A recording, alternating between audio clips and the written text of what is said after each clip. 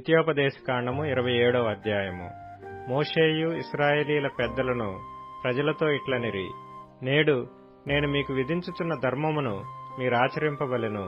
మీ దేవుడైన యెహోవా మీకిచ్చుచున్న దేశమున ప్రవేశించుటకు మీరు యొర్దాను దాటు దినమున మీరు పెద్ద రాళ్లను నిలువబెట్టి వాటి మీద సున్నము పూసి, నీ పితరుల దేవుడైన యెహోవా నీతో చెప్పినట్లు నీవు నీ దేవుడైన యెహోవా నీకిచ్చుచున్న పాలుతేనెలు ప్రవహించు దేశమున ప్రవేశించుటకు నీవు ఏరు దాటిన తరువాత ఈ ధర్మశాస్త్ర వాక్యములన్నిటినీ వాటి మీద వ్రాయవలెను.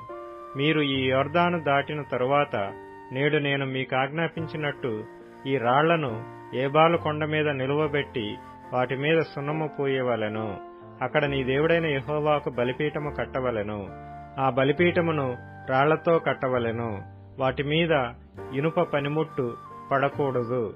చెక్కని రాళ్లతో నీ దేవుడైన యెహోవాకు బలిపీఠమును కట్టి దానిమీద నీ దేవుడైన యెహోవాకు దహన బలులను అర్పింపవలెను. మరియు నీవు సమాధాన బలులను అర్పించి అక్కడ భోజనము చేసి నీ దేవుడైన యెహోవా సన్నిధిని సంతోషింపవలెను. ఈ విధికి సంబంధించిన వాక్యములన్నిటినీ ఆ రాళ్ల మీద బహు విశదముగా వ్రాయవలెను. మరియు మోషేయు యాజకులైన లేవీయులను ఇశ్రాయేలీలందరితో ఇట్లనిరి, ఇశ్రాయేలీయులారా, మీరు ఊరకొని ఆలకించుడి.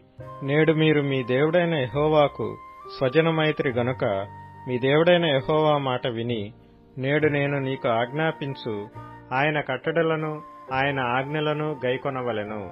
ఆ దినమందే మోషే ప్రజలకు ఆజ్ఞాపించినదేమనగా, మీరు యొర్దాను దాటిన తరువాత షిమ్యోను, లేవి, యూదా, ఇస్సాకారు, యోసేపు, బెన్యామీను గోత్రముల వారు ప్రజలను గూర్చి దీవెన వచనములను పలుకుటకై గెరిజీము కొండ మీద నిలువవలెను.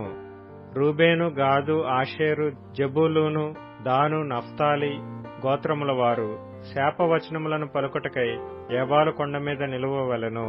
అప్పుడు లేవీయులు యెహోవాకు హేయముగా శిల్పి చేతులతో మలచిన విగ్రహమునే గాని పోత విగ్రహమునే గాని చేసి చాటున నుంచువాడు శాపగ్రస్తుడని ఎలుగెత్తి ఇశ్రాయేలీలందరితోనూ చెప్పగా ఆమెన్ అనవలెను.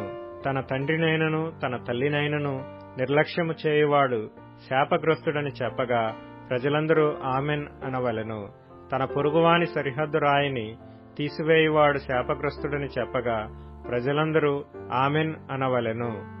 గ్రుడ్డివాని త్రోవను తప్పించువాడు శాపగ్రస్తుడని చెప్పగా ప్రజలందరూ ఆమెన్ అనవలెను.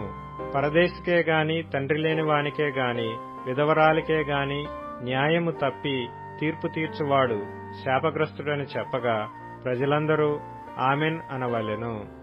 తన తండ్రి భార్యతో శయనించువాడు తన తండ్రి కోకను విప్పినవాడు గనుక వాడు శాపగ్రస్తుడని చెప్పగా ప్రజలందరూ ఆమెన్ అనవలెను.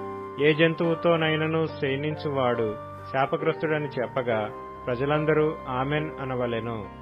తన సహోదరితో అనగా తన తండ్రి కుమార్తెతో గాని తన తల్లి కుమార్తెతో గాని శయనించువాడు శాపగ్రస్తుడని చెప్పగా ప్రజలందరూ ఆమెన్ అనవలెను.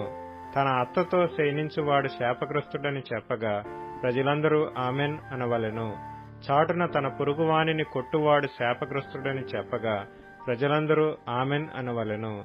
నిర్దోషికి ప్రాణహాని చేయుటకు లంచము పుచ్చుకొనివాడు శాపగ్రస్తుడని చెప్పగా ప్రజలందరూ ఆమెన్ అనవలెను. ఈ విధికి సంబంధించిన వాక్యములను గైకొనక పోవుట వలన వాటిని స్థిరపరచని వాడు శాపగ్రస్తుడని చెప్పగా ప్రజలందరూ ఆమెన్ అనవలెను.